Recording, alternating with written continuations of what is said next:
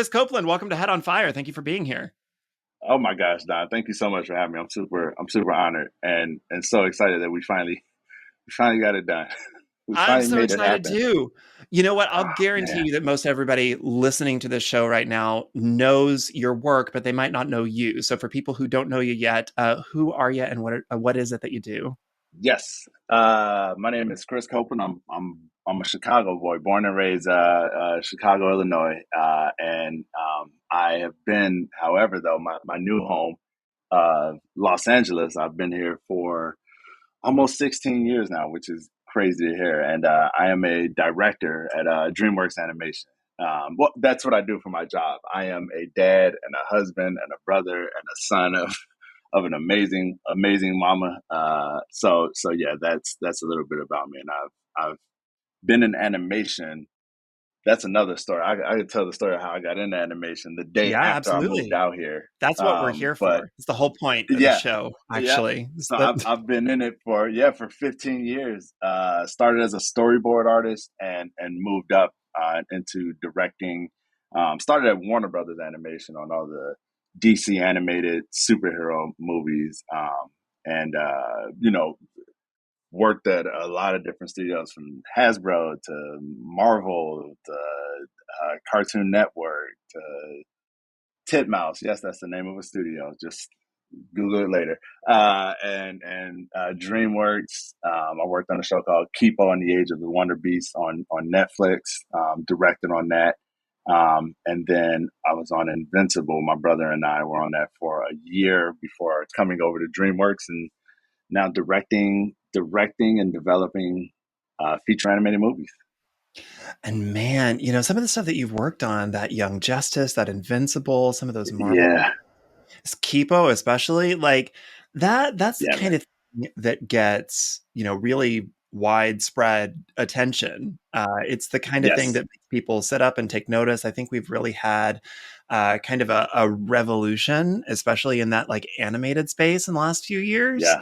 Yeah. Are you excited about all that extra attention? Were you, or you? I mean, you got to be in it like Yeah. before it was cool, back when adults watching animated shows was for geeks and losers like me. And Yeah. now Yeah. now it's cool. Yeah. Now they're headlining like Comic-Con and stuff. Like now Yeah. people are like, there's a whole industry around speculation of Yes. what's going to happen on like the next season of Invincible. How are they going to adapt Yeah. this or that? So like, are you It's excited so about like crazy. that revolution?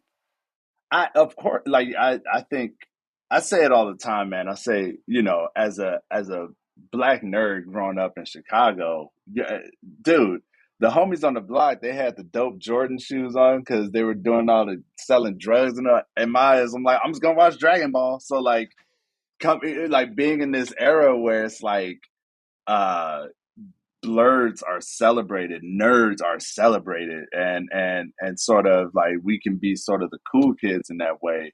Of course, I can't help but be excited about the evolution of that, where you're just like you're waiting for society to like take notice of the things that you're excited about. That's always fun as hell, and I definitely exist in that space. Of course, having it as a job, but like there's that element where you're just like, yeah, I'm excited as hell. I'm also tired. Like I just want to go to sleep because making those things is hard as hell. But it is a buddy of mine who's a designer. He said to me once, he said the idea that like you can be driving on the freeway and you see a billboard for a superhero show, and the privilege that we live in now to where you can go, I'm not even gonna watch that when it looks trash. Where there was an era where it was like, no, if it's a superhero show, I don't care how trash it is, you're watching it because they were so few and Listen, far between. listen, It's I crazy. I think I straddle a few different communities as well, and Yeah. I tell people I mean, and there's some seriousness to it, and there's some lightheartedness to it. When it comes like For the sure. lighthearted stuff, like listen, I will support anything that's a superhero. Yeah. I'm gonna Yeah. watch just about anything. The superhero, Yeah. if there's witches fighting demons, if there's a vampire slayer, if there's somebody in a cape, if they have laser, I'm And gonna watch it. Yeah. And it's really cool. I think it's really, really cool that that seems to be the macro culture right now. But eventually, it's going Yeah. to be nerd stuff again. Eventually, it's going to 100%. be, something else is going to take over the Yeah. zeitgeist, and I'm going to long Yeah. for the days when Yeah. we were headlining Comic Yeah. Con and all that. Uh, But uh, on the other side, I don't know if you resonate with this at all, but like from a queer community perspective, I'm also one of those people that says, listen, if it's in the theater and it's even a little bit about us, go give them your money, yeah. even if it's Yeah. bad, especially if it's bad, Yes. because you don't understand how hard it was for somebody to make that thing and Yes. get it through. Yes. And if we don't show up for it, they may Yep. not make another one for a long This is freaking the last time. one. Yeah. Yes. 100%. And that's the thing. It's the subsurface solidarity too. You know what I mean? Like there's the surface solidarity of like, this is material and it's cool and I'm interested in it. I'm gonna go see it. But then to your point, you're straddling so many different subcultures and subgroups just in base level existence. You being in the queer community and just like as a black man, you're like, oh god, okay, if this is a black gay man that directed a superhero movie, that is a fucking miracle. That's a unicorn of an We were existing. all I'm watching gonna that go X. see I that. mean, I know that you're with DreamWorks right now, but the way that so many people came together to watch that X-Men 97 and cheer on Dude, the whole bro. cast and crew, like And the it's fact that it's it got dudes. made and it got to be as explicit as it was with its like, Yes. oh Yes. man, oh that was Oh, such a special precious thing. and here's the thing, Don, is like for the team that made that show. Shout out to Chase Conley, one of the directors, my brother. Shout out to Jay Castorena, who's the supervising director on that. Shout out to Matt Bordenave, one of the storyboard. Like these, the Emmy, my homie Emmy Yonemura, who was one of the directors as well. These are those are just naming a few of the people on that show that I know personally. Some of the people that I know personally on that show, I'm just like, we're cohorts by proxy here and there. But the second that show came out, it was just like, no, man, I'm supporting it like my son just made it an amazing accomplishment because it speaks into a bigger need, a bigger desire, I think, within all of us. And so it's very exciting to celebrate that thing And I on think it really multiple goes to how multiple levels. special like own voices representation is Yeah, when telling yeah, stories. A lot of people yes, talk about like, oh, DEI in the entertainment industry or DEI in yeah, just any yeah, industry or something, as that it's like this terrible thing. And it's like, well, no, the problem is that only a few people have gotten to have gotten to be in charge of right, deciding what stories are told and how those stories are told for so very, yes, very long. And it yes. might be okay for other people to also have, like, other people having a chance doesn't mean you're not going to still have a chance. It's so crazy when you are involved in making any of these things or being a part of making any of these things. It's so crazy how active some of those dynamics are, like tangibly active in the 9 to 5 of it. Even you're just like, no, that's not this spiritual philosophy. Like, no, it's a real tangible element that when built upon actually breeds amazing results on multiple levels, not just socially and more people feeling seen and acknowledged, but creatively when you're breaking boundaries and barriers creatively, you are literally taking something that is so precious and valuable to us creatives, which is our state of thinking. You're taking our Mm-hmm. mind and you're massaging it and exciting it. That breeds amazing results. And so, yeah, it is very crazy. Like when you're looking around and seeing all of these different things that are being praised and lauded, and you're like, yeah, look, there's results here. There's amazing results here that also breed financial results for a lot of the studios. That it's just a beautiful thing to sort of see it and to be a part of it in any way. I'm super super super blessed in a lot of ways to be involved. So I'm Let actually alone to be an audience, to just be an audience of it. I'm like, oh my god. So inspired. I'm actually really curious because I really love people that have expertise in areas Yeah, that people just don't always think about. And I think people kind of have an idea of what a director is. And I think people have an idea of yeah, like what a writer is.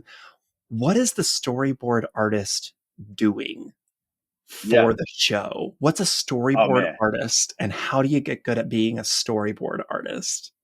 yes, that's a great question. And Thank I you don't so know if much. you can even see it. Like, there's a stack of scripts right there in the corner. That's my. I hate these words. I'm throwing the script over there.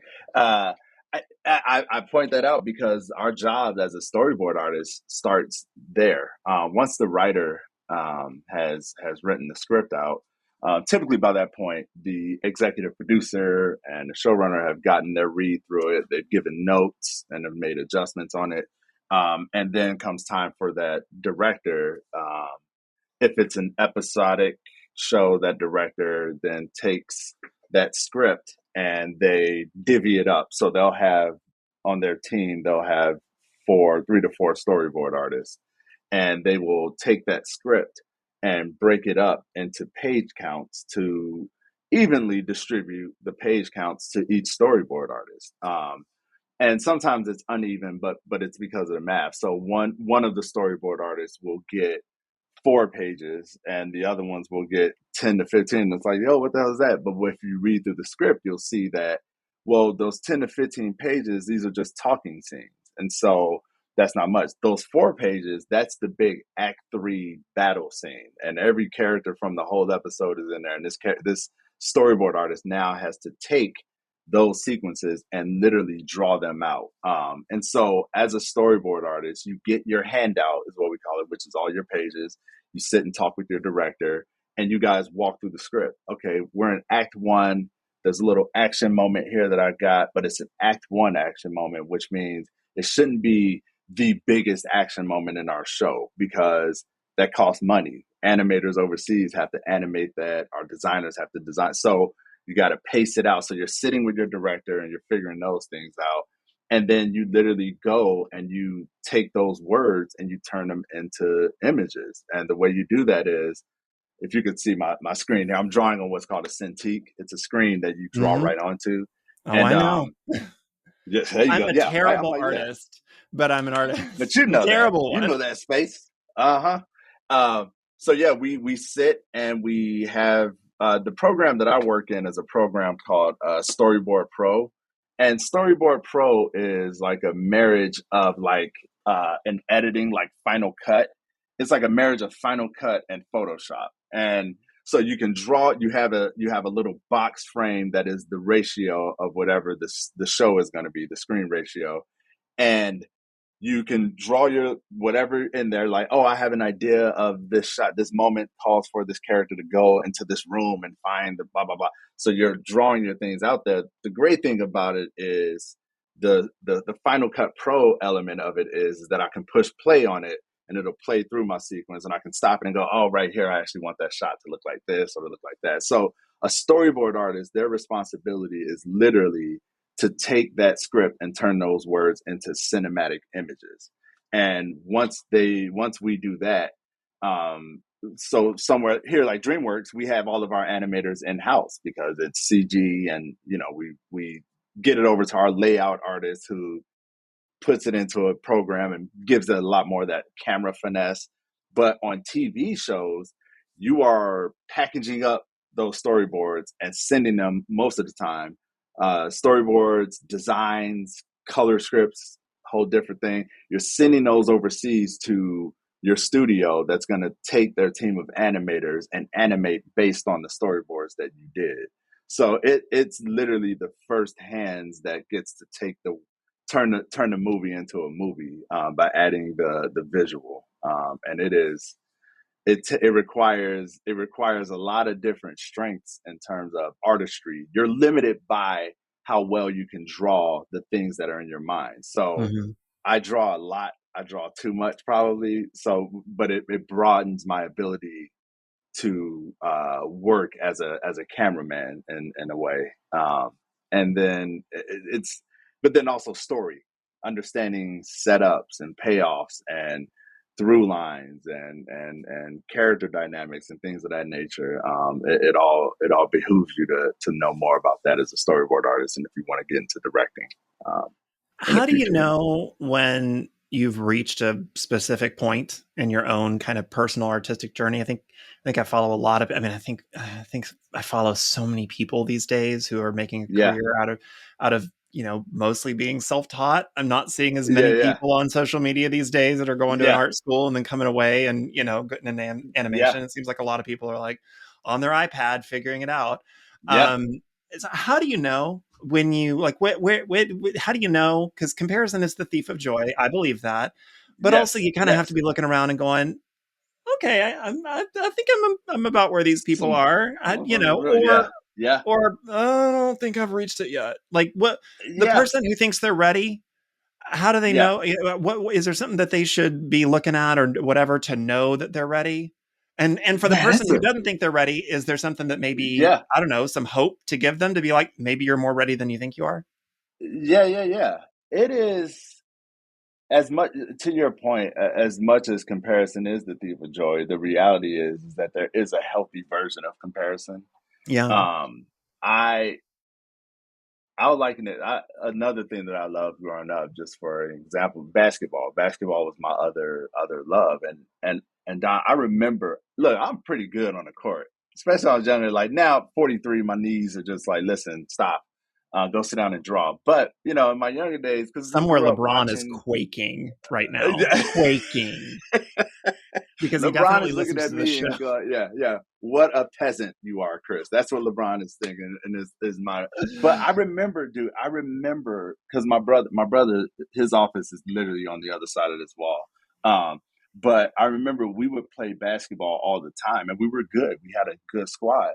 I remember the first time playing against some college D1 guy. We would go to this open gym where we would all just hooping, and we're passionate as hell. When you're watching The Sandlot, that was us, except on the basketball court, bro. Like we're like, yo, let's go, man, and Such a good dominating movie. whatever team gets in there. Man, I remember these dudes came in the gym now, and they had on their warm up stuff, and we're hooping against them, we're playing them, and it was a close game, it was a tight game.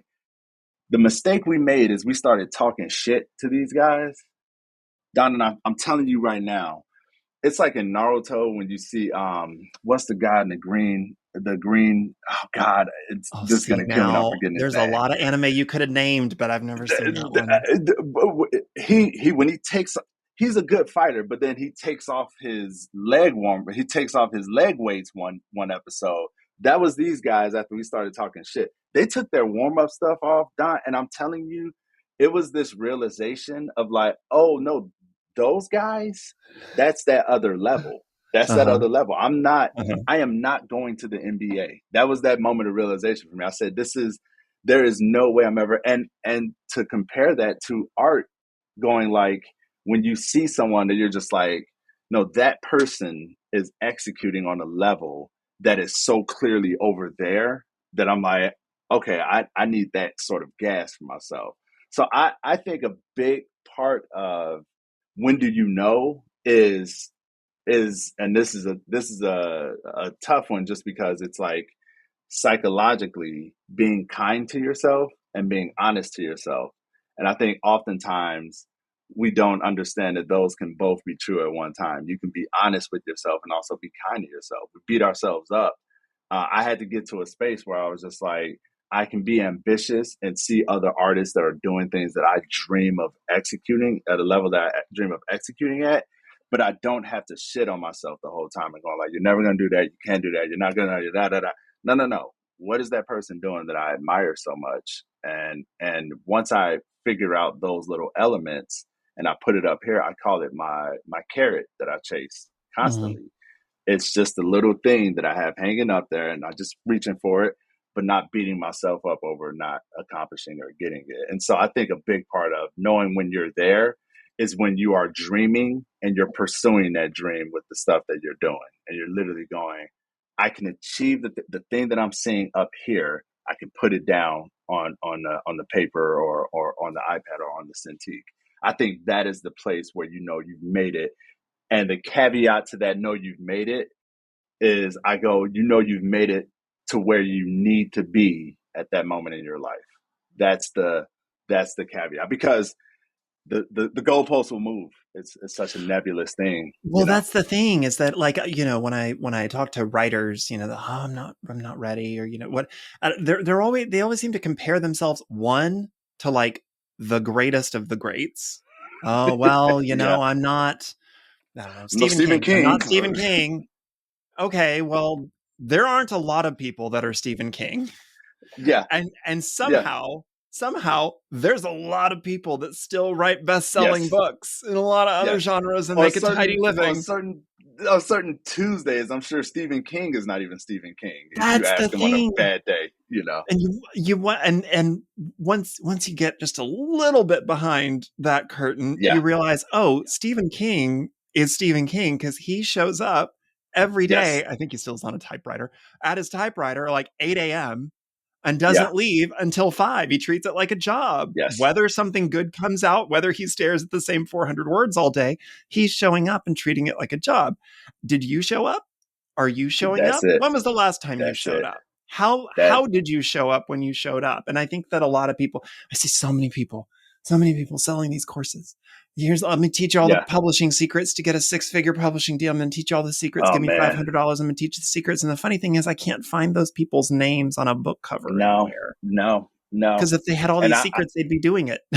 they'd be doing it. If everyone could, everyone would. And it's Everyone could, everyone would. I used to do, my brother and I, we used to actually teach storyboard classes, and we would teach them online. And listen, it was great for a moment. It was really cool and exciting. And yes, there was a financial incentive to it. My love for people and pursuit of people predicated that there was going to be a temporary space. There was going to be an epiphany that I would get where I would go like, "Oh no, this feels wrong in some way." But and it wasn't that I reached an epiphany and felt like I was doing something unethical or immoral, but it was this realization that like what my what my classes would always find themselves relegated to was me talking about your love of the craft. Do you love drawing? If you do not love drawing, do not get into storyboarding. And when I say do you love drawing, there are days where I wake up a lot of times at like 4 in the morning to draw, literally to draw, to sketch characters, to do weird expressions, check some expression, like to check if I'm putting too many lines down to accomplish the idea I have in my mind, or if I can delete some of those lines and still get the like economy. I'll watch some show that I've watched 9 million times, and I'll find a little moment where I'm like, the way that that animator handled the foreshortening on that arm, I need to do that. Like I got it. So if you don't have that, it, like find it or acknowledge that you're not going to get it, whatever it is that you need to do. But that love for sitting there and doing the thing, because like I said earlier about the excitement for the content that we're making right now, the reality is that sometimes it is a job. Most times it is a job that I'm like, I would rather just sit with my wife and my kids and play a video game and eat Sure. junk right now, Yeah. but I'm like, no, I love this thing, and that's what's gonna get me to sit down in front of this Cintiq with an empty panel in front of me and find in my mind the thing to do. So yeah, I think it's beautiful that I did it. You're talking about Stephen King. He sat down to do it. You sit down to do it, and it's the same with this craft. It's the exact same.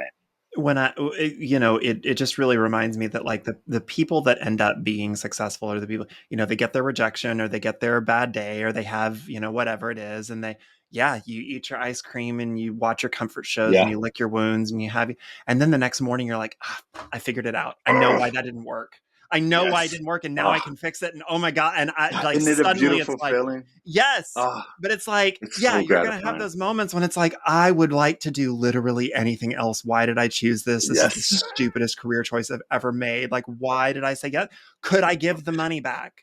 Could I give the Yeah. publisher the money Yeah. back? I Yeah. don't want to do this anymore. Can I I could just just say have a regular no job, on this? and I could just collect a paycheck and not care. And then the next day it's like, oh, I got it. I got it. That And then you feel thing. like a genius Yep. again. It's Yes, great. yes. It's that thing. And so yeah, that it's so special. It's such a for me, for me, because yeah, there are these tangible.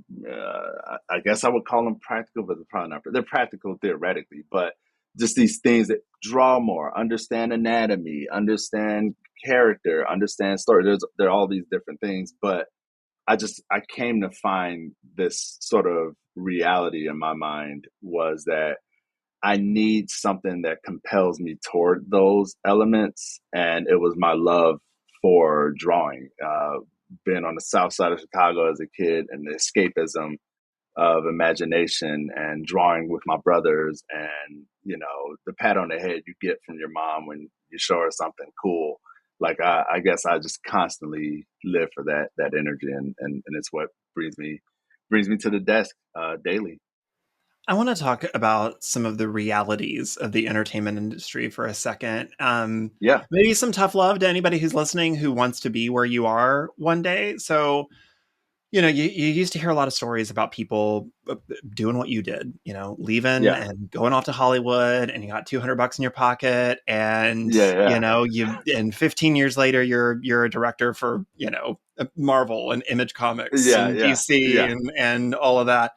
How is that still a thing these days? It is. It Is is. it?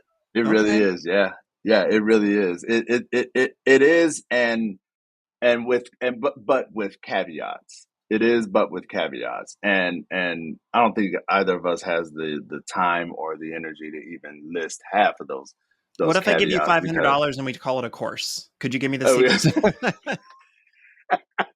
Let's go. Let's go. I Okay. was looking for my new class. Um yeah, there are these caveats, but that I think right now, speaking toward the bigger industry, right now, studios post COVID, what ended up happening during COVID was these studios made a lot of money because we were all I always say, man, COVID was the greatest lesson in life for equality that I think humanity will ever experience because that disease was like, I don't give a fuck what you look like. I don't give a fuck where you live. I don't care how much money you have. I don't care. I will kill you. And we're like, oh, okay, cool. Like that guy, that disease is not racist. I promise that. So like the thing about that time though is that we were all relegated to consuming entertainment. Of course we were. We were on our phones watching. We were, man, dude, we had all of them, all of the apps, Apple Plus, Prime, Netflix, all of it. Sure. And so what happened there is the companies were making gangbusters, just money on top of money, and they struck a deal with the electronics, with the engineers, and that deal was not a good one. We used to have reruns. Reruns was a sustainable financial system. You make something, it would go out overseas. Once the people over here were done with it, it would go overseas. Overseas companies would pay for it, and then it would come back, and we'd watch them again, and those were reruns. We gave that up because the upfront money from Netflix and Amazon for a lot of these CEOs was pretty great. It was like, look, people are paying money to come onto this platform. It just wasn't sustainable. It's not a very sustainable platform. I bring that up to go, what happened as a result of that, we're seeing it now, where now what everyone is doing, what a lot of studios are doing, are IPs. This is why Inside Out 2 is doing what it's doing. This is why Kung Fu Panda 4 is doing what it's doing. This is why, like, it's resuscitating those franchise, going like, we know it, we can trust it, we know fans love it. And look, those things are making money. What's happening as a result of that though is that is not a sustainable consumption pattern. We're gonna get tired of The same Kung Fu five Panda stories. 6, Yeah. Cars 9, all that. You're gonna get tired of it. And I think what we're gonna experience on a bigger level, I think we're stepping into it right now actually. On a bigger level is a re-experience of the indie boom that happened Mm. long ago. I really think so. I think I what mean, we're A seeing, 24 is showing us that you can do it. dude, If you're good, you can A24, do it. yes, yeah, and it's a thing where the reason why I say it's going to be bigger than before is because when it happened before, it was just with a couple of films, a couple of movies, and things like that. But listen, Spider-Man across the Spider-Verse did crazy numbers because it was Spider-Man, but it was an original indie level take on Spider-Man. Mm. What is Spider-Man with some Latino kid from Brooklyn? Oh shit, let's see that. And then the technology allowed for those things to be explored in an amazing way. And there's a show on Netflix called Arcane that I think is did something similar with the gaming. When they're going like, yo, executed at this high level. Blue Eye Samurai is doing something like that. I think we're gonna see a resurgence of these indie executed levels of big franchises that's really going to offer a diverse group of people the ability to do things in this industry. And I'm saying this as a guy who has sat and talked with a lot of these captains of these studios.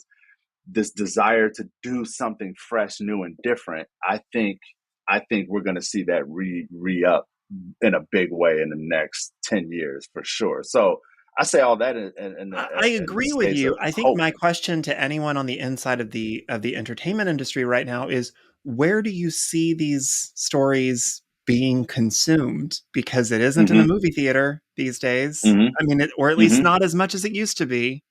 No, no, We still aren't seeing pre-COVID levels of theater attendance. So where are these not for stories going to be everything. consumed? No. For some, yeah, for some. I mean, and this is and that's the thing. Maybe I should have caveat this with like my perspective. A lot of my perspective is on the animated front Well, and I because do want to ask about that as well, yeah, specifically because mm-hmm, animation pretty much was the salvation of Hollywood yes, during and post pandemic, because it was one of the only kinds of media that could continue to be produced during yes, lockdown.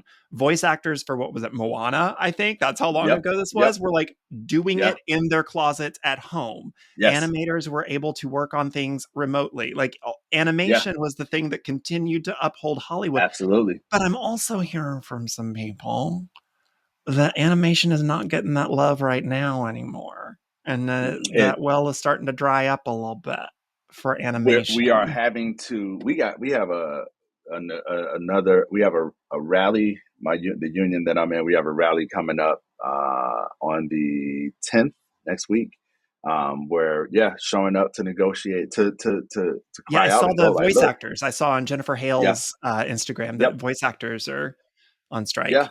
So it is this thing of like we are, man, it's this great horrible uh dynamic where on one hand we have to continue to humanize ourselves and make ourselves present and remind the higher ups, but then on the other hand, you know, we're our the leg that we're standing on is is a fragile one, you know, because Yeah. we're going like, God damn, you know, a lot of my homies, talented homies who have been out of work for over a year now, you know, and I often remind people that don't forget the last time we were in negotiations, we were in a negotiating room with these folk. There was a leaked email, and I don't, it was Mm, Sarandos or one of them that said, we will bleed them dry. yep. I remember that. That resonate that reverberates in my mind constantly. And here's the thing, Don, like I am, you know, my wife and I have four kids, 16, 14, 11 and 8. I'm blessed that in my career, in the 15 years that I've been doing it, rarely have I gone. I've been on unemployment once, thank God, knock on wood, and it was a stressful time, and it wasn't that long. It was maybe for 3 months or so, but I remember that was like in the second year of me being in this industry. I remember Mm, how stressful and painful that was. I grew up poor as hell. I remember us not having electricity, not eating certain nights, and it didn't get to that point when I was unemployed, but I know some of my homies who've been out of work for a long time, they're experiencing that. And I don't forget the words that were spoken by some of these higher ups that were so degrading and hopeless. But I, I guess I'm an eternal hopeful optimist, and I have this, I have my brother and I always have a plan in mind to like activate stuff and go like, well, shit, move around resources and make dope shit. Um, AI is a scary conversation for a lot of creatives right now. My brother and I are going like, fuck, man, we got to get in front of it then. Like, how? What if all in the generative AI landscape right now, where they're just taking art from individuals that have invested this time and energy of their lives to make themselves the artists that they are. These companies are just taking that. What I go, okay, well, what if we grabbed a hold of that generative AI and I put my own art in that algorithm and I have it spitting my own shit out? Does that move us forward in some way? Thinking on trying to get in front of a lot of this shit because these people can pull the rug from beneath us. But what I am seeing right now, when I'm looking at Inside Out do the numbers that it does, even though it's an IP, when I'm looking at Kung Fu Panda 4 doing the numbers that it does from The our Mario, studio, I and think the Mario movie needs to be in that the Mario conversation as Brothers doing well. a It did crazy billion, numbers last year. yeah, Spider Verse with this almost 700 million. I'm looking at this and I'm going, those are numbers that you cannot deny because this is what this is all about. It's money. It's a money game, and so I think yeah, we are in this weird tension point right now. But if I can offer hope to anyone, it is I do not fit the description of a successful director in animation in Hollywood. I don't fit it. But I believe in the craft. I believe in what I do. I believe in the people that I'm blessed to be around. And I go, if we lock arms and create and we create and we create, at some point those creations are going to be seen, heard, and acknowledged. And we're seeing versions of that right now in this industry in a lot of little micro ways. So I have hope. I have hope. You know, you brought up 2 points that I want to bring together. You brought up AI, which no matter what creative person I talk to, I mean, you know, authors, book cover designers, Mm-hmm. voice Mm-hmm. actors. I mean, my gosh, we're making Yes. AI voices now, voiceover sounds. You know, all that because I don't want to call it art. Yeah. You know, so you know, everybody in every kind of creative field is staring down the barrel of the existential threat of AI, but you Yes. also brought up the Spider-Verse movie, which has been Yes. used for good and Mm-hmm. for ill as an example Mm-hmm. of a time when AI can be used as a tool. You also brought that up for Yes. yourselves. So Yes. I'd like for maybe the listeners to get a little bit of this is what it can do, this is what it shouldn't do from somebody on Yeah. the inside. When can AI be a tool, and Yeah. when is AI an existential threat to human creativity? Yes. Yes. Yes. Yes. It's a good question. It's something that I had to my brother Justin. He's a year older than me, but he has the wisdom of our grandparents that we never met. So he's always cueing me in because he'll sit and read stuff for a long time, and me, I'm just like, listen, if the words are not hieroglyphics, I'm not reading it. Leave me alone. Uh, Your but texts are just but we all were, emojis. yeah, I Is was just like, listen, man, like show me your expression, don't say it. But no, over the last couple of years, just out of responsibility as an artist in this industry, I've been doing a lot of looking into the AI tension and my buddy, shout out to my buddy John Lamb, JONLAM. If you and on Instagram, he's at John Lamb. He's a character designer, storyboard artist, director. He's a phenomenal human. He has been putting the fire to the feet of the corporations that have been um, uh, pushing and promoting AI, along with a bunch of other top tier artists, buddies of mine. But the generative, so just for the record, AI is not the problem. Artificial intelligence is not the problem. And in fact, if you look at an iPhone, if you look at Google, if you look at even gaming, AI, artificial intelligence has been active and present for a long time.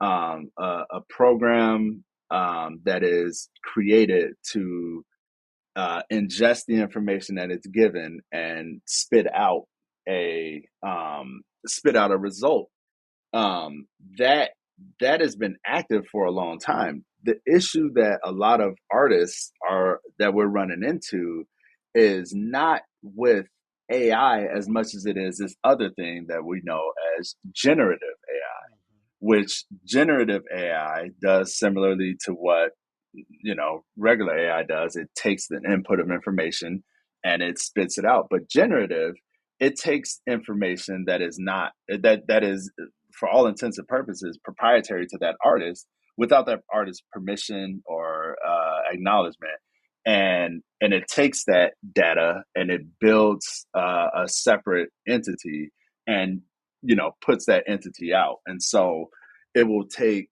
different, in the shorthanded version, it'll take the way that I draw hands or eyes in the specific way that I do it, and it'll mix it with the way that another person will draw feet and arms, and then it'll put together this Frankenstein of an image utilizing our skill sets without any sort of acknowledgement, let alone financial compensation at all. And this generative AI is doing this. Individuals with boatloads of money building these infrastructures to utilize this generative AI. That is the scary version. Now, to your question about when can it be a tool, if again, like in the example I gave you earlier, if I have access to a program that goes, tell me what you want and give me the input. So, okay, well, I want to build a show that is a sci-fi space show, and it goes, okay, well, what's the input? What library am I referencing? And I go, here are all of my drawings of spaceships, of astronauts, of different planets. Here's all of them. And that program takes all that I've done and goes, oh, based on your style and everything, here's a version that that we put. Then that's a tool that I'm using with my own library. Let's go. Let's work with that. Let's figure that out. That would be a way to use it as a tool that is predicated on my own input, that is putting out work and information based on what I put into it. A tool that gives you something without you giving it anything, there's no level of alchemy that ever ends up in a good place, right? Like, and that's what generative AI is. I have nothing that I'm bringing to you except a word prompt, and you're giving me a library of outputs. The even exchange is non-existent there, and it's violating time, energy, effort, and for all intents and purposes, it's violating hopes and dreams of individuals who've invested into the craft in a scary way. So I'm waiting for that tool set. I'm waiting for that to be created and built. But people are greedy. People want money. It's just like it's Well, and that I brought that up because you mentioned Spider-Verse, and the yeah. animators on Spider-Verse talked about the fact that, one, in order to kind of meet the time demands, they used an in-house AI, Mm-hmm. but like you're Mm-hmm. saying, it was uploaded with their own work, their own body of Yes. work, and it stayed in-house in their own body of work, and all it was really used was to improve their own workflow. It Don't know. wasn't used Yes. to create the movie. It wasn't used to No. storyboard the movie. It's used to No. improve a workflow. And it still is then edited by the people whose work was used to create it. And it's a Yes. whole different, that is using it as an ethical tool. The consent, the Exactly. compensation piece, all of that's there. All of that's Yes. there. Um, Yep. Yep. but the people that are like, oh no, I'm an ethical, look at me, and then they draw a stick figure that they ran through Yes. Mid-Journey and said, make this look like Oh Greg Land drew it. And it's God. like, okay, well, God. that's not how that is. No. That's still not feeding something to it. That's still not having No. it create you an image based on your work. Like, yes, No. you might have given it your stick figure, but then you had Yeah. it dress it with a Greg Yes. Land dressing. So no, that's Yes. still not consent. That's still not It's compensation. not That's still consent. not, And it sucks. And that's I think like I was saying earlier, I think figuring out ways, at some point we have to eradicate our fear of these things. I remember when I got into animation in 2009. I remember it. I was walking through the hallway at Warner Brothers on my first day, and there was just a line of boxes against the wall in that hallway. And in those boxes were Cintiqs. And this is when Warner Brothers had gone like, all right, we're going to be done with paper and pencil. Mhm. We're going to do our storyboards. Everyone's going to be given a computer and a Cintiq to do your storyboards on. And I remember there are a lot of old school storyboard artists who had their paper and And they were just like, man, this is the death of this industry. This Yeah. is how this shit goes down. And there was a valid concern that like now you're going to get these overly ambitious artists who won't acknowledge that storyboarding is about storytelling. They're going to be finessing their boards and all these crazy la la la la la. And and a lot of folks were just like, I'm done, I'm out, I'm not doing this, I'm not dealing with it. And there were a couple of those guys, a lot of those guys who were like, well, no, I still draw. I get to just do it on this screen now. And the evolution of the industry is you don't go into a studio where every desk doesn't have a Cintiq on it. And you know what? The job is still hard as hell. In fact, it's even harder because our social evolution of it meant we can do a lot. You can't look at a show like Arcane and not go, that is happening on that level because we have evolved. And I do think that there's going to be an evolution that comes from the AI tool once we can get the mongers out of the way. The mongers who are just going, there's a financial benefit to it, and I don't care who loses. Once we get those individuals, okay, that's not happening. Class action lawsuits are real, beat it.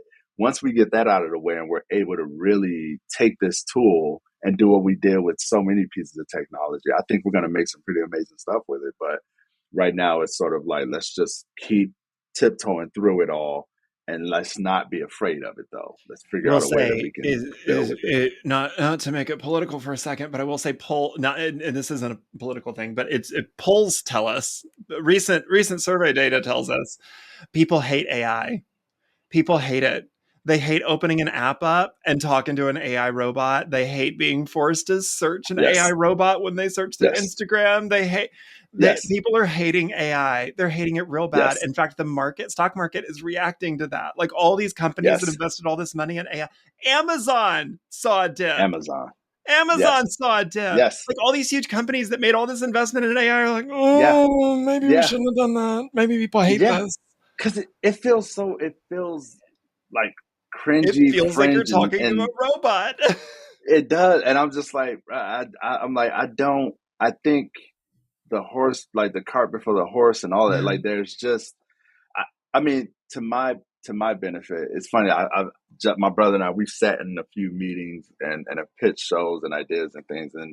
And one of the things that we talk about is resuscitating things that we socially have too fast moved past, right? And so when you look at certain, for instance, Kickstarters for like uh, video games, you look at like a Kickstarter, most of those are people doing what? Retro versions of things.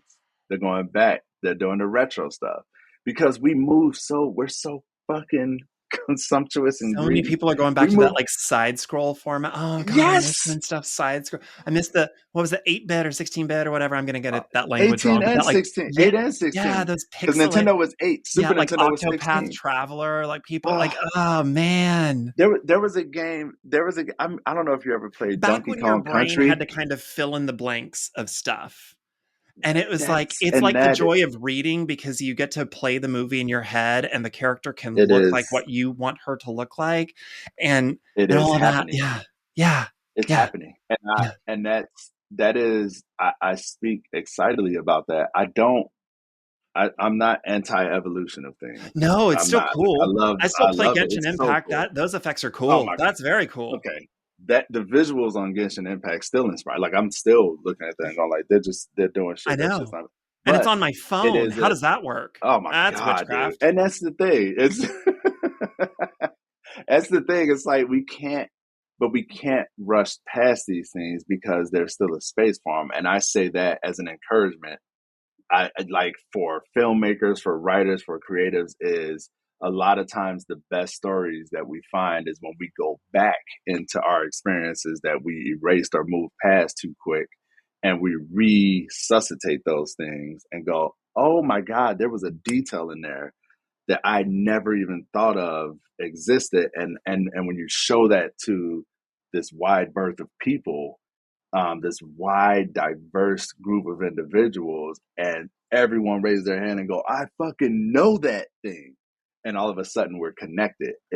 I think there's something to going back sometimes, slowing down, going back, grabbing something, So and then pulling it back to in the that front. space, in that space, we've Mm-hmm. talked about IP, we're talking a little bit about nostalgia, we're talking about Yeah. in the animation space, in the publishing space, in creative spaces, there is a tension that exists between giving people something new, the desire to innovate, to put a new spin on a certain kind of story, a new spin on a certain kind of animation, giving people a new look, a new Mm-hmm. look to Mm-hmm. Mm-hmm. characters. We're so used to, people talk about Disney's same face syndrome, or Yeah. people Yeah. talk Yeah. about, like, just the different Yeah. ways that certain studios put out work that it all just kind of looks the same after a while. There's a tension though, because when things go too new, Yes. people don't show up. People are like, nah, I don't know what that is. That looks dumb. Yeah. But then they complain Yeah. about same face syndrome, but they'll show up for same Yes. face syndrome. But that's all for the. So Yeah. how do you innovate while Yeah. serving audiences something that they at least recognize and therefore want to see? Yes. It's a great question. I remember David Fincher, my all time favorite director, and pray to the altar of that man. I remember he's got a prickly personality when you see him in interviews. He's very just like cut and dry, just like, no, that's stupid. You do this, and then you'll watch one of his movies, and you're like, well, shit, there it is. That's why he gets But to I say that. Yeah. remember, yeah, that's why he is that way because he's that. But I remember reading an interview with him once, and he was saying something. And this is in my animation infancy, where I was just like still figuring out what a storyboard is. But I remember he said something that stood out to me, and he said, and I didn't get it at the time. He said, "I don't care about an audience. I don't give a shit what they think while I'm building and creating what I'm creating. I don't care." And I just remember being like, well, that feels anti Chris Copeland because I'm a people guy. It's people over everything is my core value. I'm like, what? Those are people. But over time, I came to realize what he was speaking to. He was speaking out of his place of like, I have to create what I think is amazing and dope and inspiring for me. I have to, because that's all that I have. I cannot go, oh, I know what Don wants to see, or I know what Justin, or I know what da da da. The diversity, if I really value the diversity of the human experience, there is no way that I can take a desire to satiate an audience and put that at the forefront of being honest with myself creatively. And I think it starts there. I have to, like, in my mind is a library of things that inspire me, that look cool and interesting and amazing. And when as a visual guy, as a creative, the second that I see something in my mind, I have to be very careful with that thing, and I have to be very methodical with how I go about bringing it into existence. And once I do that, and I go, okay, here's everything that I have up there in my noggin. Here's all of it on the table. Now I can start to bring in a select few of these people to go like, what do you see what I'm trying to do there? Like it's those baby steps of creating something and putting it out into the world. And I guess if I were to give like a, hey, here's the way we're gonna push the thing forward. It goes back to what I was saying earlier of be kind to yourself because the time that you spend oftentimes beating yourself up, which often unfortunately is trauma based that you can control. You're just the recipient of it. But finding the way, the venue, rather help, uh, with people around you or a specialist, finding a venue into that beautiful mind of yours, I think that is the starting point to going, well, what does that beautiful mind love? And what is it inspired by? And what does it want to put out there? Because that's all it is. I think everything that we're inspired by is we're just taking stuff that we see and think is cool and interesting and we're putting it out there to share with people. So it always comes back to be kind to self and allow that self to put some of that weird shit out there and revise it later on, because that thing is going to be a beautiful vehicle to someone else finding a venue into themselves, and they're going to put something else out there that we're then inspired by. So I don't know. That's my version of it. Maybe more hippie than it should be, but I don't know. It sounds like you're just telling us that we all exist in the context of that's all it. in which we live. God, All that bro, this that's before. You didn't just fall out of a coconut tree, Chris. this is not political, Don. How dare you? No, I didn't say that. How dare No, I you? just No, no, it's just fuck something no. that his grandmother used to say. Uh, God, God, I love it. thank I you. love it. You Okay, know, this is what I. Okay, look, I'm just gonna say. I've been in this. Okay, never mind. I've just been in this space where uh since the okay, keep it memes are vague. just so Since good. It's just the memes are so good. Is the so memes are good. so good. I heard one podcast that I listened to, and the lady goes, she said, "Listen, I'm just gonna say it like black girl." She goes, "We are winning right now." She's like, "I'm just." There's been a resurgence of a win right now for us in a certain political landscape that feels like, oh my God, we can actually do this. And I'm like, it was something so beautiful about that, but also so fucking ridiculously comedic about like, oh my God, like the breath of fresh air that we're able to sort of like enjoy for the moment right It now, where is it's like, oh, wild. It feels it's like wild. you're okay, you're from Chicago, so you get this. It's that one week in February when it just suddenly goes from like 28 degrees to like 70 for reasons that no Oh, like it just randomly like it in just, February you'll get like a 72-degree day.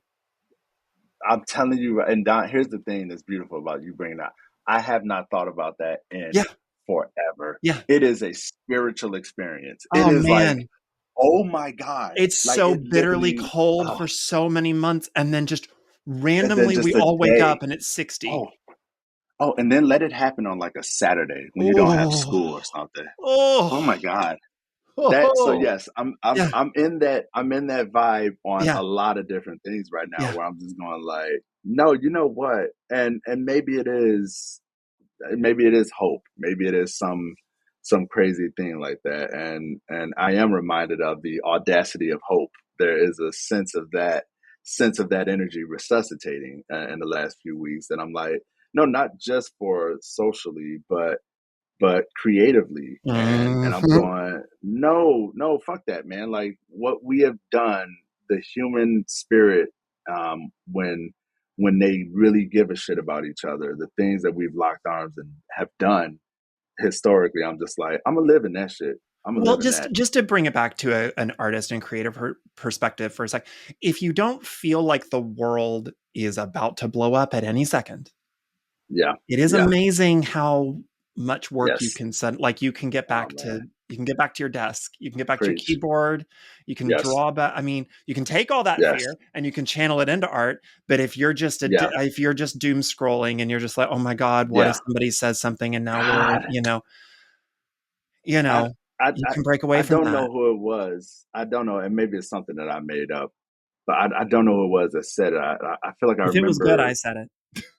it was probably you, Don. It might have been you. That might have been the first video I've seen. I saw yours, and I was like, yeah, this is the person right here that I need. But it was. I feel like it was Noam Chomsky, but I can't be sure. But Probably, I sure. remember someone saying we were never meant as a species to hear the thoughts, opinions, and ideas of Oh everyone yeah, around us at yeah, one time. yeah. There was no space where that was ever going to be good for us. No. And I think of that often. Oftentimes I'll experience something amazing. I remember going to New York and going to Ellis Island for the first time. Mm, And I had this instinct in my soul. I was like, oh, let me take a photo. And then I said, mm, no, I'm not going to take a picture. I'm not going to share it on Insta. I'm not, this is for me. mhm. My mind is going to feed on this and it's not going to be shared with anyone. This is going to go back to like the immigrants when they first got here on Ellis Island, that they were only able to recapture it and say it in a way that drove you to an emotional space. And I said, I want to recapture that energy out of respect and honor of those people. And I think about that often. I look at the Statue of Liberty and it exists in my mind in the way that I experienced it. And it feels so authentic and beautiful. And I'm like, yeah, there are times where we don't need to put it all out there. There are times where it's like, no, sit with it and hold on to it and watch what grows from it. And I find myself as I get older respecting and loving some of those moments more and more lately. I don't know if Well, that makes I sense. think it just kind of makes sense that you have the worldview that you have and the ethic of care for other people that you have, Yeah. because I feel like you can't be a superhero fan and not like you can't grow up Thank with you. superheroes and like not care about other. I mean, I don't know. There's some weird fanboys out there and some weird For subgenres, and I'm like, sure. did you even watch the show? Did you even read the comics that you say you like? What do but you mean? also but also your kink idea for that character. I never thought of that, and I thank you for it. There's some of that, but no, I'm telling you, when I was The a guys kid, with the guys with the Superman tattoos or the Punisher tattoo. I'm like, buddy, both of those people would be disappointed in you. neither Both, of them like you for this. neither of them like you. That I dude, when I was a kid, I remember this because I used to have these nightmares, fire nightmares of like mhm. a firewood. We had a home fire when I was probably like 7 or 8. And then Ooh, after that, I would have randomly dreams of nightmares of fires. And I kid you not, Don, every single time I would have that dream, Superman would swoop down and pull me and my family out of it, like every single time. And so, of course, in our age of enlightenment and knowledge on levels unforeseen, where people can look at characters and assess certain things, validly so, because it's interesting and oftentimes it's very illuminating. But there certain narratives get, you know, assessed about characters, and I'm like, yeah, but here's the reality, man. Superman in my mind is still the hero that saved me and my oh yeah, family from yeah. fires every single time. And for this reason, you asked me who my character is, and it's Superman Mm, because he saved me. And fucking, I saw Christopher Reeves. I'm sorry, I saw Superman, Clark Kent, pretending to be Christopher Reeves, and mm. to me, I'm like that is where that exists in my mind, and you can't tell me anything other. Some of these other ones have. I'm like Captain America. I used to love that dude, and I'm like, you know, I assess some of these in a different way, but I different combo. mm. Listen, See, listen. see, come on. The Ah, Avengers are cops. Is all I'm ah. saying. The Avengers are cops. And if you don't believe that, I have a book for you to read. It's Oh right God, here. no! No, I Uh, don't. I listen. Is that Steve McNiven that drew that one? this Who drew that oh, one? you're Who asking me did that artist. cover? Hold on, I'm gonna tell Let me you. see who did that cover. I don't know. This is I know AVX. they got her. Oh, I know. Listen, it's an Oh omnibus, so Jesus, I'm gonna have to that's go look at the whole yeah, thing. yeah. No, don't do the whole thing. I know that. Let me see that Captain America in the front there again. Oh, this one? Open the cover up. Yeah. Okay. Here. I don't know. I can't This tell is if good it's that one, audio. but yeah, yeah. That cover. It sounded like old men near the front. Well, who did that? Point it. Put it closer. Jesus. Okay. Well, you know the I know thing it's a is Bendis I story. don't. See, I always know who the writers are. Of course, and I always know the artist. There it is. That's the beauty.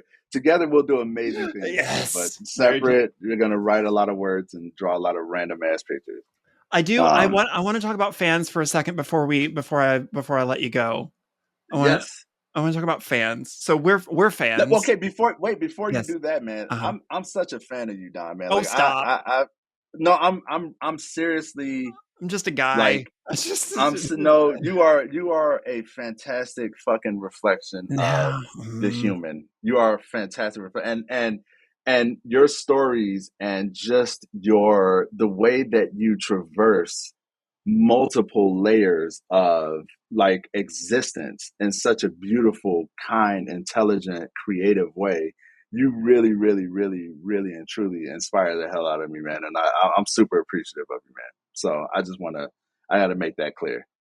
Now, bitch, cry, cry. I Go ahead, hate yeah, let you him so go, much. cry, I motherfucker. hate I you so do. much. See, now the problem is you stuck that in the episode and it's going to be hard to edit out and I can't. Wow, you got to keep This it there. oh, I Jennifer mean Hale every did that word to of me, it. but she did it before I hit record, and it was okay. And then she did it after I stopped hitting record, and so I didn't have, it Aha! wasn't in. Oh, Uh, you jerk! You're just I a mean every jerk. word of it, man. I Oh, really thank do. you so I much. really Thank you. do. It's very kind. Let's talk about people that you piss Sure off. thing. So let's talk about Mm. fans. Um, so Mm. there's some interesting conversation that has come up since, and I'm kind of glad that we didn't record then, so I could ask you now. Um, Fans and fan service and giving the fans what they want, but then giving the fans something they don't expect. So I've seen some stuff online Yeah, where people yeah, are yeah. oh, season 2 or season 3 or whatever of this show fell off, and I think the way that would be fixed is they need to invite fans into the writers, or people that love this, or you see people that are like, they announce a writers room for a new show, and they're like, oh yeah, Yeah. I didn't really know much about this before I got into, or I saw the movies, but I didn't read all the extra stuff and yada yada, and all this fan reaction online of, yeah, you need to get fans in the room, that's why everything sucks these days, and yada yada yada. And Yeah. the best criticism that I've seen to that, or the best feedback I've seen to that, is fans don't actually know what they want until you give it to them. That's the So bottom my question to line. you, and That this is my statement, by the revenge. way, that thing you just said, the end of the quote from David Fincher was exactly that. He literally said, "They don't even know what you want until you give it to them." Yeah. So, but carry on. I just left that part out. But carry on. So you upset me, so I'm gonna upset your fans. This is gonna be the part that I clip Oh out and boy. I put on social Oh media. boy. So do We're fans doomed. know what they want, and before you give it to them, like if you did just give fans everything they wanted, would they like something, or is how do you walk Listen, that line? I think yeah, fans absolutely know what they want. I think yes, it's a both and though. Listen, I want to eat steak and mashed potatoes every day for the rest of my life, but it will fucking kill me. Ta-da! So I think yes, fans do know what they want because they have a reference point and an experience and an appreciation and a value of it. But what fans have to acknowledge is that before they got that thing that they want, they didn't know that they wanted it. It's the both end of it. I just am like, yeah, I think fans know what they want, but my purpose is not to limit my output to what someone wants. I just I it's a tough. So then you want something that is mutually exclusive to what this other person wants. So now I got to pick one of you guys. Like it That part, becomes a it, you know. especially because I was so interested to speak to you about this, because you work a lot with adapted media. Almost Yeah. exclusively Yes. from your Yeah. IMDb here. You almost work Mm-hmm. exclusively with adapted media. So these are not Mm-hmm. like Chris Copeland stories start to finish. These are stories that are, Yes. Invincible was a graphic novel Adaptations. beforehand. Yep. Batman, Guardians of the Galaxy, Teenage Mutant Ninja Turtles versus Batman. First, Yes. lots of questions for you about that. As Yes. Yeah. Oh. Oh. Spider-Man, Big Hero 6. These are adapted media. So Yeah. with adaptation, you have to figure out what was the best part. What did people love the most? What was the beating heart of the thing that you're adapting? Yes. And Yes. how do Yeah. we maybe get to that a little faster? And yeah, 100%. And okay, here's another thing that I will answer for you too. Here's a perspective that I have in terms of diversity and diverse stories and diverse Mm, voices. When people talk about that, what a lot of people are thinking about is um, optics. Put a mhm. black character, put a gay character, put an Asian character, put a left, and it's just like, yo, that's limited. That is satiating a weird want that someone has. That's not the answer. And the reason why I think it's not the answer is because here's what I believe.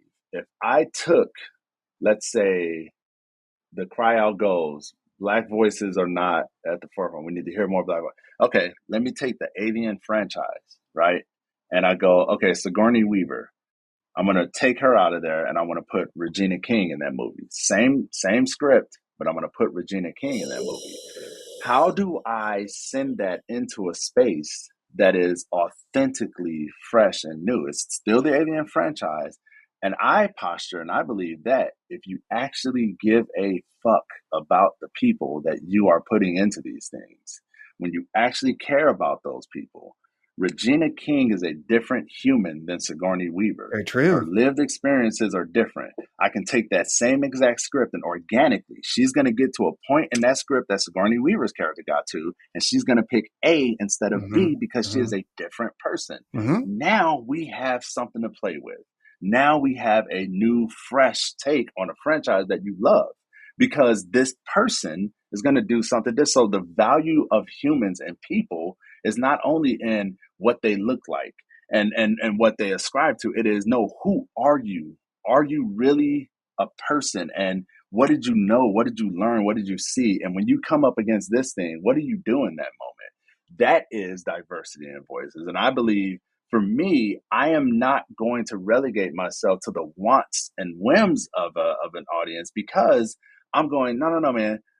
First of all, this character, this person, they have something to say. They have an existence to exist within. That if you would allow them to do that, they're probably going to expose you to something amazing.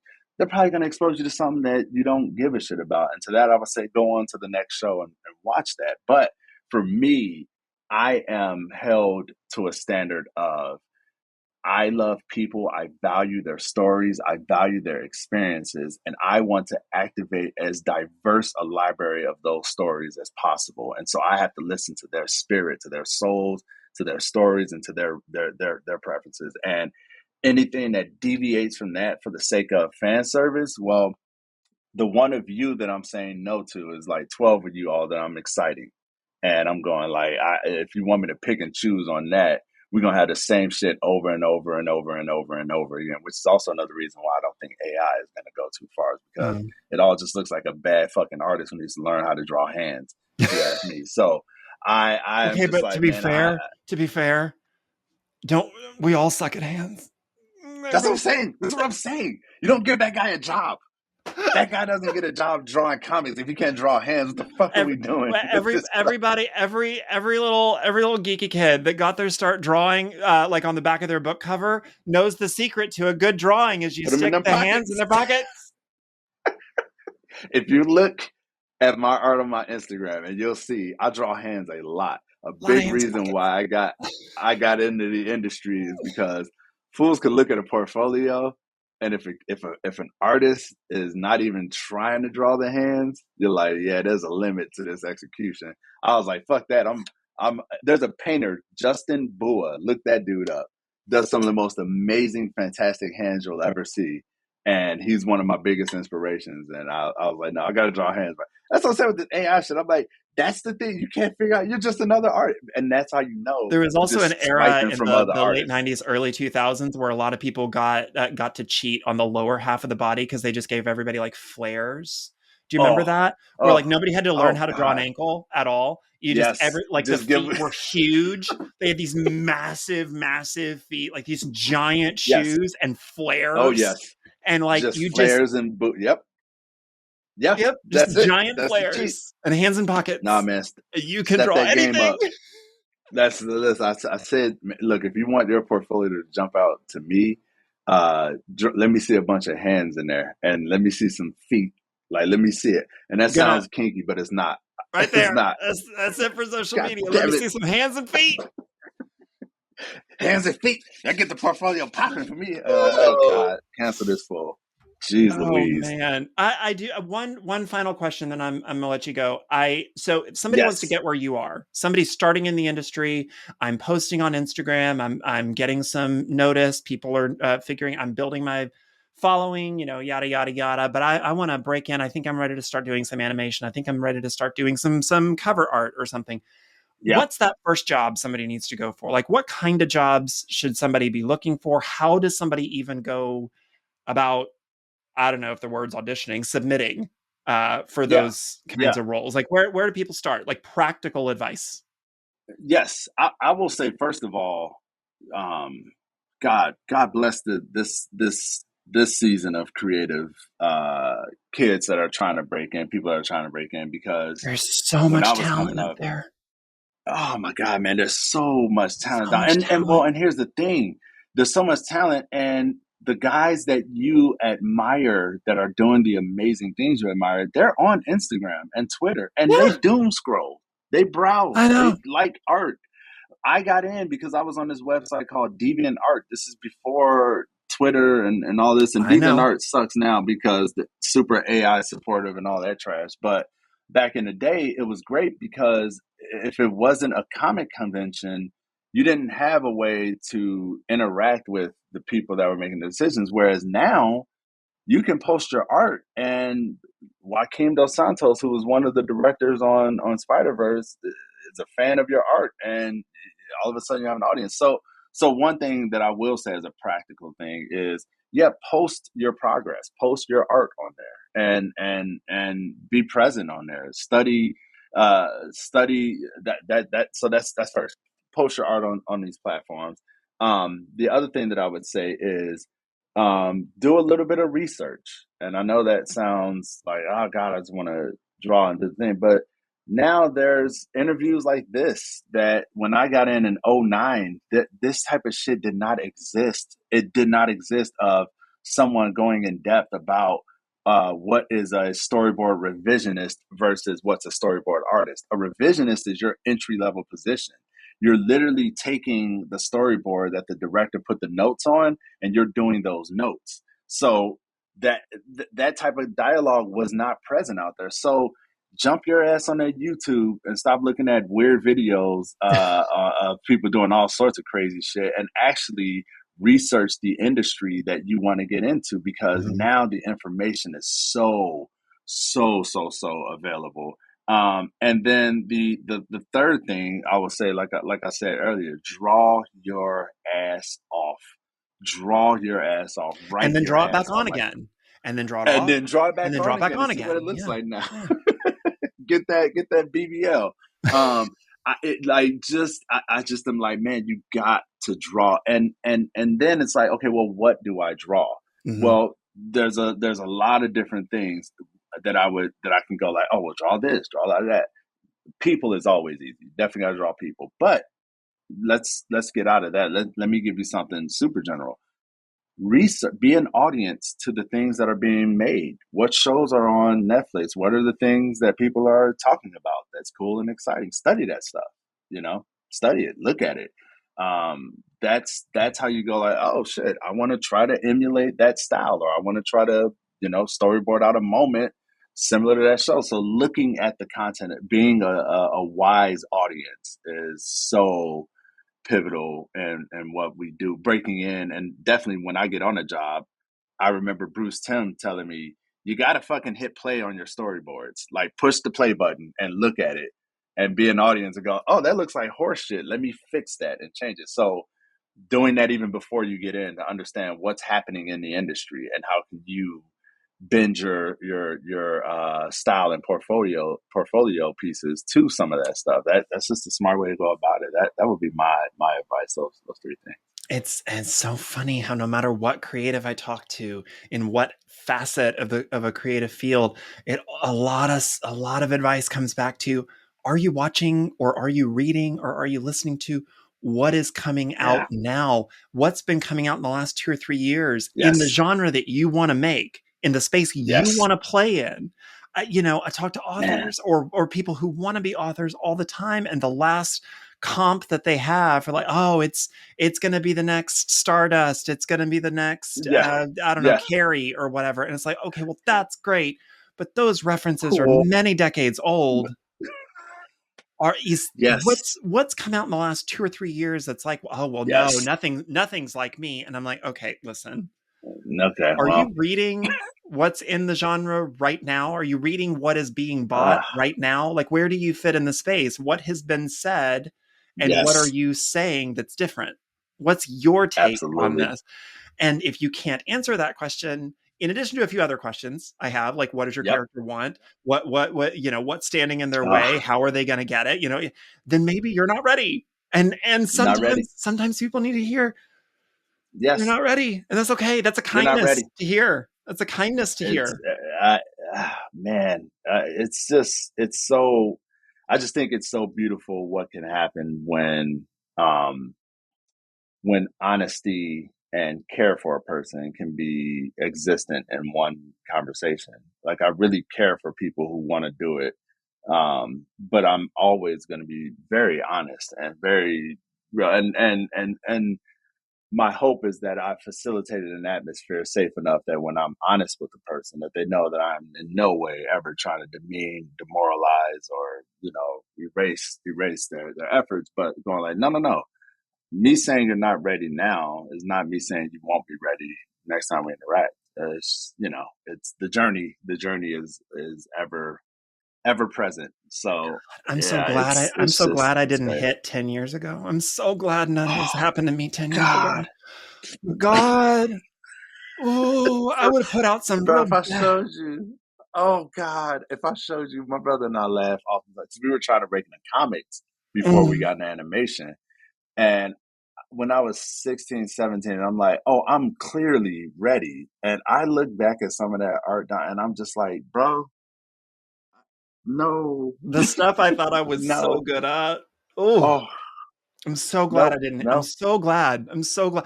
Oh, Some people hit it big. I'm friends with. I know some author that they hit the list. same, They hit the New York Times same. and they hit it and they got their deal at Yeah, 21 and they had yeah. 5 books out by the time they were 25.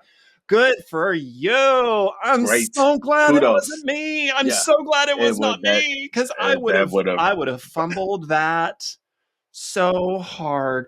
Chris that would Copeland. have broken a lot of great experiences for Yeah, sure. Chris Copeland, if people want to see more of your work, what do you have coming up and where can they Yes. find you online? Oh man, I have a lot of God. You This do. is the painful. This is the painful thing. Is like everyone's like, when can we send? And we have a feature in development here at Dreamworks. My brother and I that we've been developing for 4 years now, and it is making progress. We have Do you need any voices for that? I do listen, gay and listen. I do slightly more gay. I See, could do a gay. you I you do you this. think I'm This you is need this this is voice, my one Chris. voice. Can you? No, no, no, Chris. I'm making it very clear. This is it. This is where you're good. Do you need this? This is I will hit your ass up. Don't play with me, people have been Don. I'm asking telling me, you. so I got to finally you get it. I get to finally tell people about this thing that I've been working on for years. So Yeah. I'm telling people about my new fantasy novel and people are like, oh, are you going to do the audiobook? And I'm like, okay. I Uh, love that you want to hear me do this for 12 hours. I'm here to tell you, I am not the person to read this nonfiction. Me telling you about myself, sure. I will read. I did my got last you. audiobook, cool, because that's just me talking about Uh, myself. That's fine. But yeah. this, I no, you don't want this. You don't want this for I 12 hours doing accents. listen. Don's As accent work. oh God, oh God. But as much as I talk about being kind to yourself, I cannot tell you, Don. We for a short. My brother and I, we just finished a short that we wrote and directed. Actually, that's gonna come out at some point. You need any voices so I That's can do all. gay? And I can No, here's the thing. Okay, here's the thing. It's a silent film. It's a silent film, perfect. which what? Yeah, here's Hold on, here's Don. my He's gonna be audition. the killing it. Emmy Award Thank you. right now, Thank you so much. dude. It's one our composer. One of the songs she wanted my brother and I and our producer to like provide just some like backup vocal, like not singing, but just like just whatever little shit this.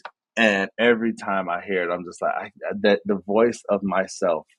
I cannot stand it. I can't stand hearing it at all. I hate it to every inch of my soul, and I Yeah. don't like it. Yeah. So kudos to you and any other voiceover, anyone that's done voiceover work and does not want to just fall into a river and stay there. Kudos to you guys. I hate it. I hate hearing my Yeah, voice. So, I don't know. I got to interview Jennifer Hale earlier this summer and I was like, I oh don't know man, how yeah, so many voices live in I couldn't it's a yeah, struggle and that's just the thing. it's a struggle to edit this and put this out every other Yes. week. This is a struggle to listen to myself and the videos and stuff. Oh I don't God. it's a Yeah. so can is there anything new? Listen, you're IMDb, sir. You're what's next? What can you talk about anything? I know you got NDAs out the wazoo. Can you talk about anything at all? What's the next season of Invincible No. doing? What are we doing? Are you on That's Invincible? that no, I am no longer on Invincible. We've been off of that show for a few years now, actually. My good buddy, he's like a brother to my brother and my I know buddy there's a Sean new Witcher. O'Neill. Are you involved in The Witcher? I'm just going to poke I at am things not. now. They What hit are me you up to on? I am on some things a lot of things at DreamWorks, I'm and going to none of the deep dive. goddamn things have been announced. I am dreading. I dread that we're so close to like announcing things and whatnot. So look, go on to my Insta, Chris Copeland Art, at Chris Copeland Art, and my Twitter, uh, at Chris Copeland. It's the same, but it's no A in art because Uh-huh. someone had taken it, so it's just RT because I'm witty. So it's Uh-huh. retweet at Uh-huh. Chris Copeland retweet. But I'm gonna be announcing things because I am like many people who are following me.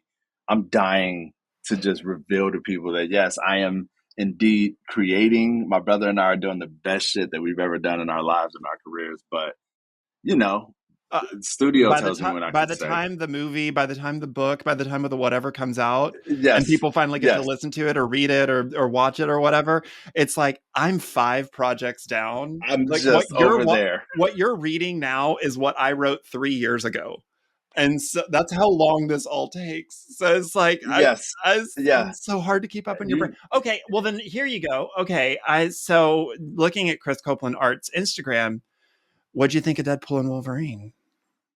I still haven't seen it. Oh, I'm so I glad I told didn't you. ask that question in a different way because I almost spoiled I something. see. No, I still haven't seen it. My 14-year-old, my 14, and my wife wants to go see it too. Her birthday is coming up I'm next so Wednesday, glad I didn't and spoil this for you. see, you see that, and you know how terrible it Don't look is. at your own I have Instagram to, then. Don't look yeah, at your own yeah. Instagram. No, I can't go to my Instagram. I'll start scrolling and I'll see just like the hair from like Wolverine coming up, and if I'm like, nope, I gotta roll out. So I haven't seen it yet. Okay. Not yet. Well, it's been great talking to you, Chris. This is Oh, so what did good. what did you sent me some? No, Okay, I never didn't. I mind. did not. No, did I? Please no. No, but No. you should not look at your Instagram because people are leaving comments under something that you did that references a Oh spoiler God, in Deadpool and I Wolverine. hate So you I should hate it. not go look. See, you see this? I I mean, can't. I can't. go watch it today. It's I'm everywhere. gonna. Okay, I'm leaving. Goodbye, Don. Thank you so I'm much, gonna go Chris. right It's now. been an honor. Oh Thank my you. God, it's been an honor. Thank you so much, Don.